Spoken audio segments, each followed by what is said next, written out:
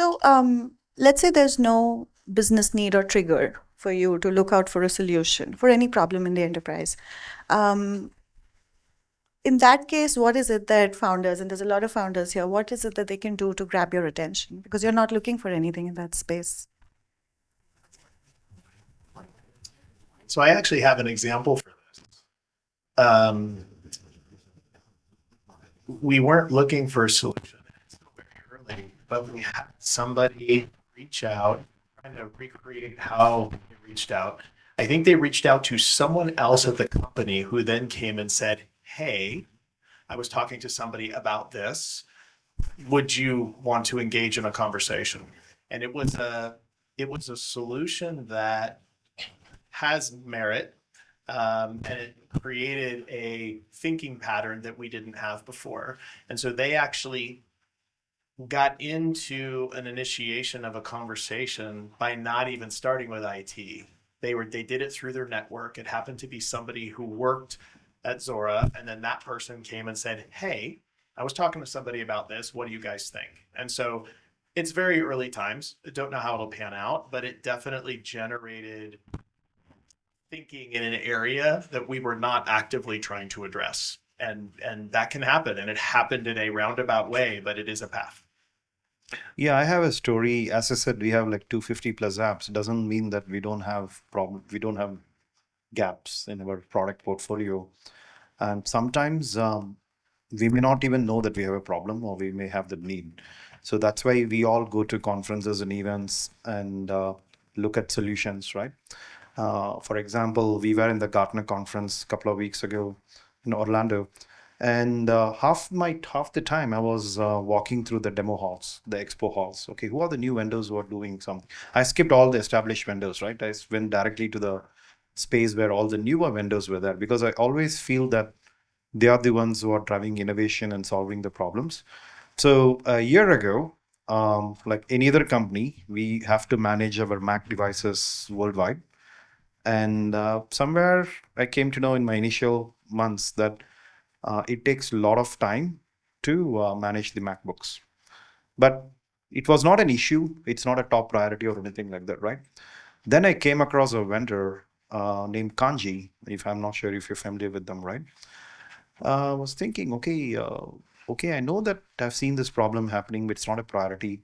And when I saw that solution, when they were explaining to me the solution, it resonated so much. Hey, I can help manage your Mac laptops globally in less than 5 minutes, even onboard your employees in less than 5 minutes, right? So it's okay, right? Sometimes you may not have a perfect match, but sometimes we do not know problems that we are not aware of. So sometimes it means an unknown problem, an unmet need. That is where we need to, as customers, we need to expose ourselves to more solutions in the market. So we bring a lot of founders and CIOs together on a bi-monthly basis because we want to learn from you guys. How are you solving the problems and how are you leveraging the latest tech that we are not solving ourselves? So it's more of a knowledge learning as well for us. In that particular example, I'm actually going to ask you a question, Karthik. Mhm. You had just started, you hadn't been with us for very long, and you had just gone through the onboarding experience on your Mac. And within a few months of that experience, which was not great, this problem could be solved. Did that resonate with your recent experience? Absolutely, yeah. Yeah. So it wasn't something that was on our priority Yeah, list for the organization, but it resonated with something Karthik had recently gone through and Yeah. experienced. And it was, oh, can we find a way to solve this? But nobody in my team brought it up saying Yeah. that this is a priority that we need to have. Right? So hope that answered the question. Yeah, absolutely.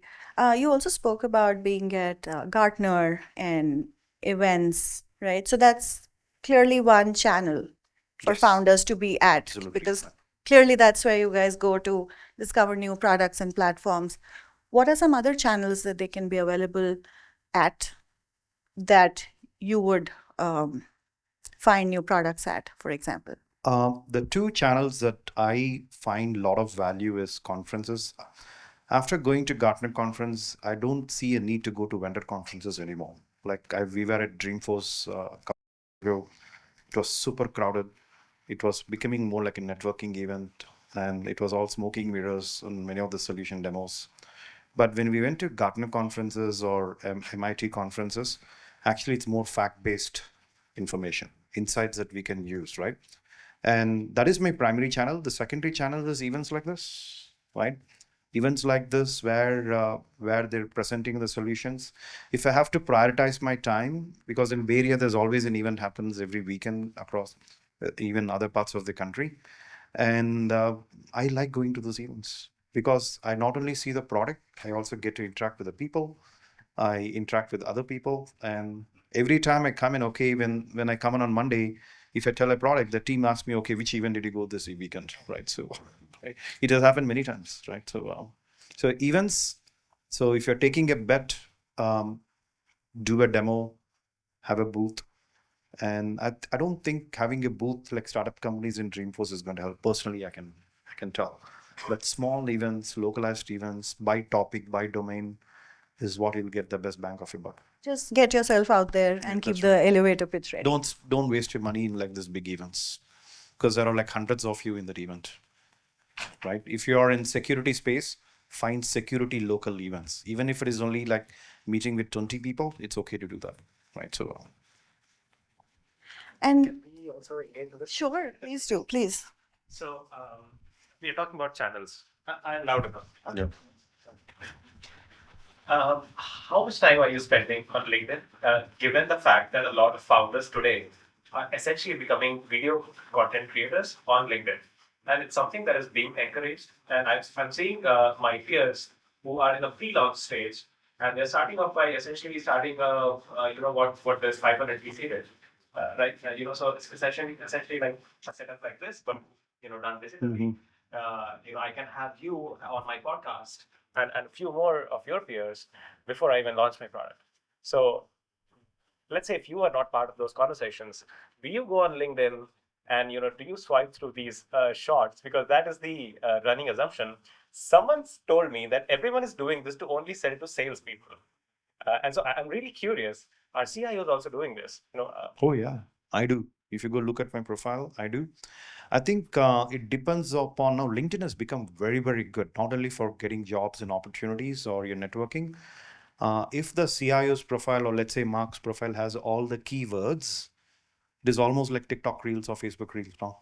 I'm only seeing things that what I'm interested, especially in the last 6 months, 8 months. I'm seeing a big difference in my LinkedIn feed. It's almost like when I go to Facebook Reels, it knows exactly what I'm looking for. Okay, a movie or some whatever news. I'm seeing that same pattern in LinkedIn now. I would have posted something on digital workplace experience because I post a lot on that topic, and I see ads only. I see the founder ad sponsored or promoted. I see only on that. It has vastly improved. I know, like for example, maybe Aparna, you can speak because whenever you post on LinkedIn, it is to the point. Like Atomicwork, it's not like a huge lengthy ones. It is like TikTok style videos and small nuggets of consumable information. And you have been on a podcast as well.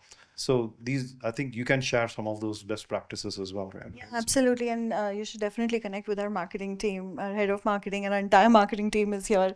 But yeah, that's essentially the mantra, right? We try to bring in and talk to people like Mark and Karthik a lot who can, speak to the same vision as ours.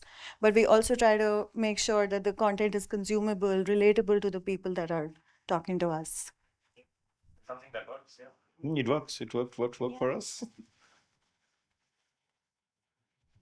All right. I also want to talk about beyond the first pitch, right? Beyond the first meeting.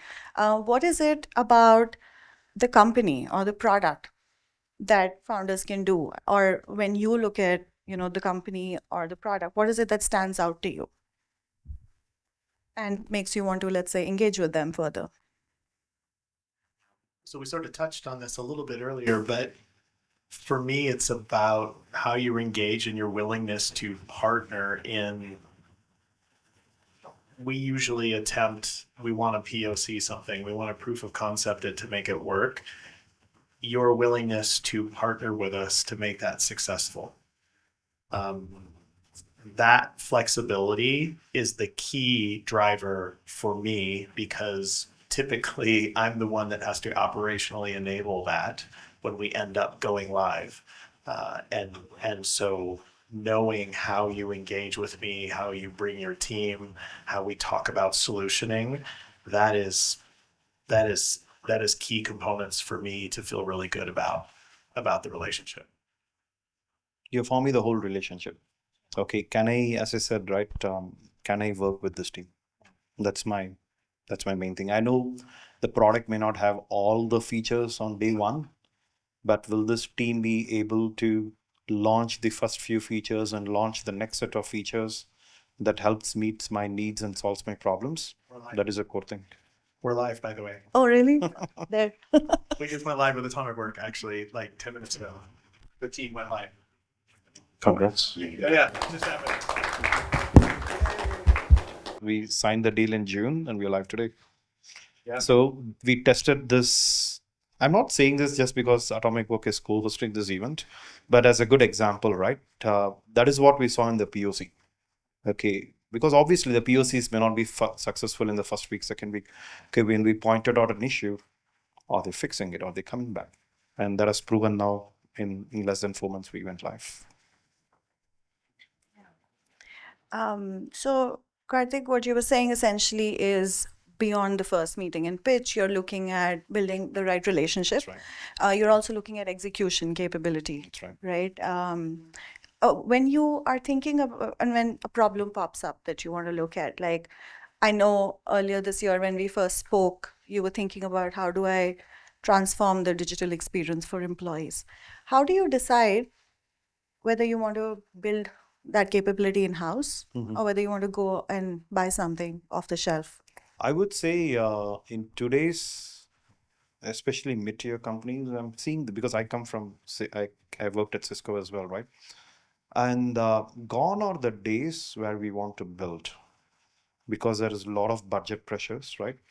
Building something new in an evolving landscape takes a lot of time, effort, and calories. And I'm a big proponent of buy and partner, not build. Build is something more for product engineering teams where we want to have, or even internal proprietary tools that we don't want to share the data outside. But I would say we are a SaaS company. I hardly have any developers. We have maybe like 12, 15 developers. If you look at my team globally, it is mostly designers, architects, design thinkers, change managers, enablers, and business analysts, right? This is where the world is going, right? So because it makes our lives easier as well, right? So we are architecting. We are basically becoming architect. Instead of chief information, we're becoming like chief architect officers. Yeah. I was going to say, when I worked to fill roles that we would have traditionally called developer roles, in the interview, one of the first things that we talk about is this is not a place to put on your headphones and zen out coding. We're not writing raw code. We're looking for folks that are technical, want to work with data, want to integrate data, and want to connect things. It's not about writing raw new code. It's too hard to maintain. It's too hard to own. It's too hard to keep alive. It's we want to leverage the solutions and connect and configure. That's definitely great news for everybody No, it's here. actually it's good for you. Maybe it was not the case like 5 years ago or 7 years ago because SaaS landscape was just coming up. Now I've not come across any companies, at least in our size market. But if you go to Cisco, it is more of a build mentality. Yeah. Even I was struggling to get a SaaS solution. It took me almost 8 to 12 months. So somebody asked the question, which customers? So pick your bets rightly. So if you're going after large enterprises, you need to be very patient for at least 1 to 2 years because in Cisco, to get through the security and compliance, it took 6 to 8 months and then legal 3 months. This is on top of IT evaluation. So if you're ready for the long haul, then go after enterprise companies, especially if you're in seed and series A, your best bet is mid-tier companies. Yeah, HPE was the same. Yep. And Mark, sorry, I would not take this to my elevator pitch, but have you considered the possibility of building in-house on Gen AI? I know this is something that could be in the future, and it might sound blasé right now, but is this something that has come up in your conversations internally? So my answer to that would be maybe. My biggest hang up that's not clear to me is overall cost of ownership. What's the overall cost of owning a platform? It's actually fascinating because at the Gartner session Wednesday morning, the keynote was with Jensen Huang from NVIDIA, right? And one of the things that he talked about was the chips that they design, there's literally not enough linear time for them to do the design without Gen AI supporting their designs. Like if they were just back to people, they would not be able to be keeping up with the pace, which is fascinating, right? They have figured out how to do that. Different place, different market, right? For us, I would be I remain skeptical about the total cost of maintaining and keeping that alive such that we would continue to get value. It would be an interesting conversation to have though. But I don't know how we take care of it. Cost is, what is the future? What do we own this? Yeah, but it's something that, you have thought about. Oh yeah, Sure, yeah. sure, yeah.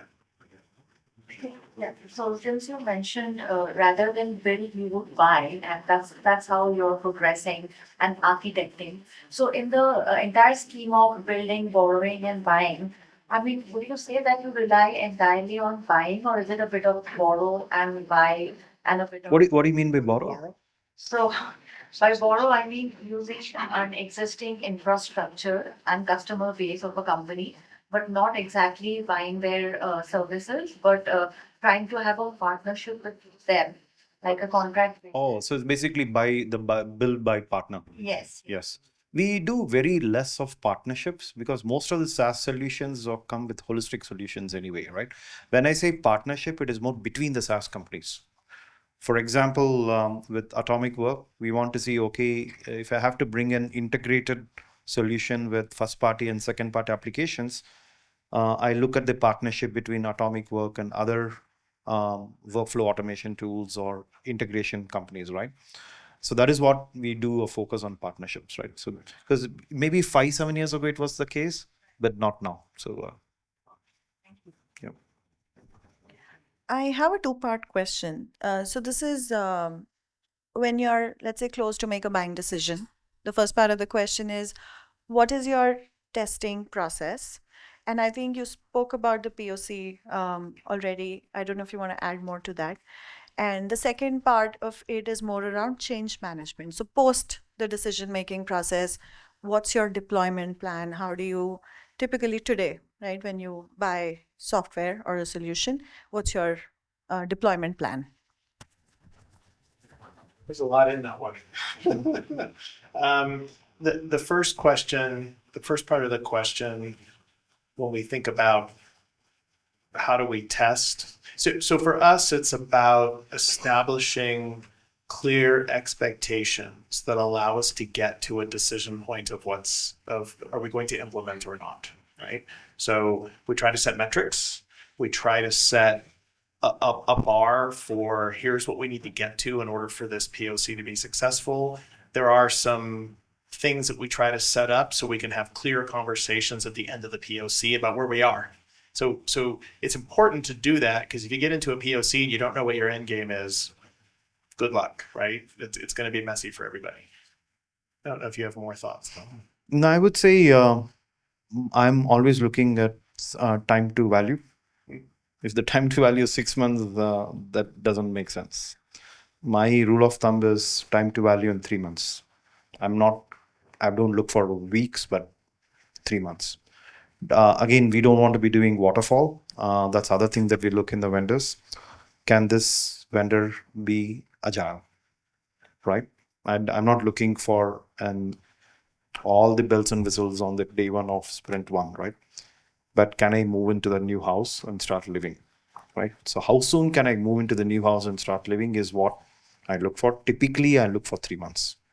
I've not come across any SaaS solutions that took more than that. Maybe max is 4 months. We might be a little bit unique in that we would prefer to get something up and running and going and then iterate than to try to create a 6-month implementation plan where we go off and build a bunch of stuff and try to do a big bang release. what is our MVP? How can we enable that? And then we already have with Atomicwork, we have an iteration plan now that we're live. Like we know what we're doing every 2 weeks for the next 6 months. Yeah. Maybe a second part of the question, change management. Maybe I'll use a different word like customer success. It's very important because customer change management is part of customer success. So once your sale is done, just don't drop the ball, especially when you're in seed and stage A and whatever the A and B stages are. Because you may not have a big team of customer success, but you should start building that capability at the right levels, because we need to talk to someone. I don't want to be talking to the product team after going live. I want to be talking to an customer success and support who can continue on my journey, right? So that is more important right now. If I report an incident and if they don't respond, that's not good, right? So post sales, don't take it very lightly, especially being a SaaS company. Otherwise, you're going to get churned. Yeah, and I think it's an important part of the POC and the initial implementation stage as well, to really define what that MVP is and what use cases you want to solve, right, in those first few months of That's right, deployment, yeah. right, and stick to that before you expand.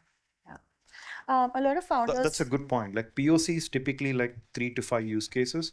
Make sure that is in your sprint 1 and sprint 2. It makes it easy. At one point, I was telling Vijay, do we have more people there than at Atomicwork? Yeah, one of the things that Karthik did when we started the engagement was we made the decision to go all in on this. And so all the roles that we established across the organization, the service desk team, the operations folks, the infrastructure folks, the UX team, the analyst team, the digital experience team, everybody came to the table to say, we're now going to comprehensively get this up, running. And then now it's exciting because we're having conversations about now where can we automate, where can we drive more value now that something's running, right? And it's I've never done it that way, but it's been great. We are doing this with, have you guys heard about Navan? It's the travel and expense and corporate card management. Very similar to Atomicwork, but they are maybe in Series D or something like that. We're doing the same thing with them as well, right? So again, less than 4 months. There's not a lot of build, but it's more of configuration, rules and policies and all those other things, right? Same thing, right? We put the right cross-functional team so that there are no surprises later. I'm sure a lot of the founders here they're obviously building in the AI era, or they're trying to add AI capabilities into their existing products or solutions. Do you want to paint a picture of how you're trying to incorporate AI into your IT strategy at Zuora? AI sprawl is a thing. That is for sure. I would say in your pitch, please don't talk about GenAI more than like 2 times or 3 times. Yeah. Don't put GenAI in every slide or every other 5 minutes. You don't have to do that, right? It's like it's become table stakes now, right? So, but just have it in a subtle reference on that. But definitely, glad you said like you didn't say AI strategy. You said like overall IT strategy or business strategy. That is the right thing to do. Because I don't want to have an AI strategy. And even with my CIO peer community, not many people have an AI strategy. Maybe the AI strategy is more for the product team, but not for corporate IT, right? If someone asked me AI strategy, I said, I don't have one. Do I have a technology strategy? I would say yes. Do I have a technology strategy that enables a business strategy? I would say yes. Because AI, I just see it as one of the enablers. I don't give like a special importance to that, because today it's AI, tomorrow it may be something else. And as long as AI as an enabler drives the technology strategy, which in turn drives the business goals and outcomes, that is the equation I look for. Because now everywhere I can put AI at every interactions, every aspects of the entire business lifecycle. It has to be there. So we were talking to a founder just a couple of weeks ago, and we were talking about how if you look at all of our applications across our landscape, all the big ones have AI components that are coming. Some of those vendors have delivered that functionality as a part of the solution, and some of them are trying to monetize the ad of that AI. And we were talking to this founder about that scenario, and he said he firmly believes the monetization of AI is not going to last, because how can I look at a customer and say, I'm going to sell you the dumb version of my product and you pay extra to get the smart version? Like, it doesn't make any sense. People want to buy the version with the functionality, and AI is just another feature. Exactly. Right? Yeah. It's a component of the solution that you're building. It's going to be really hard to long-term monetize that as an option. It's just not. It's not It was an eye-opening. That was the first time I've heard it loud and clear. Yeah. That okay, this company is already thinking like that, which is what we want, right? Because we don't want to buy AI, we want to buy solutions that solve our problems. All right. We have a rapid fire round. Okay, you can start Obviously. first. We don't understand what this is, actually. What is this rapid fire? Karthik knows. Yeah, you All can right. start first. So you're making me start? Yes. Great, thank you. No, we just alternate. Oh, alternate. Yeah. This is like this coffee with current kind of a. I think that goes one person first, so we'll change it up. But yeah, five quick questions. You just get like 5 seconds to answer whatever's top of mind. Wait. Yeah, rapid fire. All right. So Mark, what is the most amount of money you've spent on a SaaS product in your career? Oh, it's all technology rapid fire question. Then it's easy. Yeah, it's not Bollywood, Karthik. In the total contract value over time, probably $8 million. Okay, well, tell me later what that was. They're right outside. Karthik? Mine was 40 million. Oh, wow. Because Okay. Cisco, right? So Yeah. Karthik, this one's for you. What is the one AI trend you hope fades away quickly? one AI train. That fades away quickly. We are just getting started on AI. So, I would say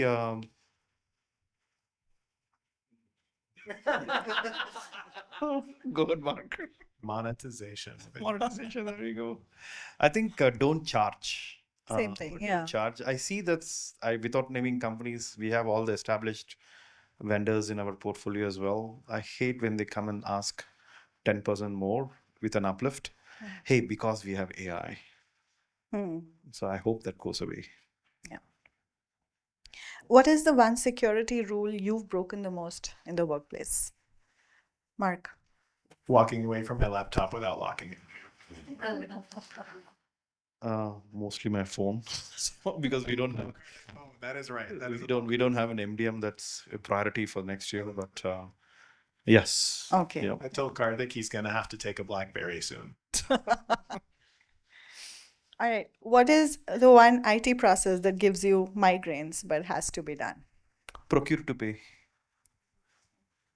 This procurement, we failed very badly. We went with a vendor and it failed very badly. Whatever we saw in the demo, in that process, we even did a POC in that, but it didn't work out. Right. I think this procure to pay is a very complex. I would say like most of the inefficiencies are there in that space, at least in the last 2 years at Zuora. I would agree. Mark? Yeah, no, in the world we're in, that is challenging. For us too, as still publicly owned,